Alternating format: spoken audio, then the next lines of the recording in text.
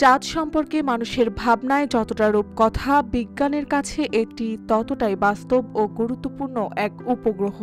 সম্প্রতি যুক্তরাষ্ট্র সহ বিশ্বের বেশ কিছু প্রভাবশালী দেশ চাঁদে মানব বসতি করার প্রস্তুতি নিচ্ছে।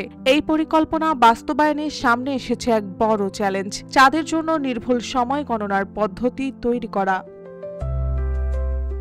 বিজ্ঞানীরা বলছেন পৃথিবীর সময় আর চাঁদের সময় এক নয়। গবেষণা অনুযায়ী চন্দ্রপৃষ্ঠে একটি দিন পার হতে পৃথিবীর তুলনায় প্রায় 56 মাইক্রোসেকেন্ড কম সময় লাগে।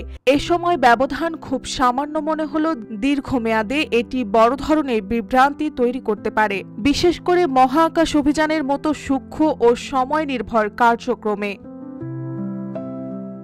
এই জটিলতা দূর করতে নাসা ও তাদের আন্তর্জাতিক অংশীদাররা এখন চাঁদের জন্য একটি নতুন টাইম স্কেল তৈরি করার উদ্যোগ নিয়েছে। হোয়াইট হাউস থেকে দেওয়া এক নির্দেশনায় বলা হয়েছে 2026 সালের মধ্যে এই টাইম স্কেল বাস্তবায়ন করতে হবে, কারণ ওই বছরই যুক্তরাষ্ট্র আবার চাঁদে মানুষ পাঠাতে চায়, প্রায় 5 দশক পর। নাসার গডার্ড স্পেস ফ্লাইট সেন্টারের লুনার পজিশন নেভিগেশনের প্রধান চেরিল গ্রামলিং জানিয়েছেন, এটি শুধু নতুন টাইম জোন তৈরির বিষয় নয়, বরং এমন একটি নির্ভুল সময় গণনার পদ্ধতি তৈরি করা যা চাঁদে কার্যক্রম পরিচালনার জন্য কার্যকরভাবে ব্যবহার করা যাবে। চাঁদের মাটিতে কাজ করতে হলে নভোচারীদের চলাফেরা, গবেষণা ও যোগাযোগ সবকিছুই চাঁদ কেন্দ্রিক সময়ের উপর নির্ভর করবে।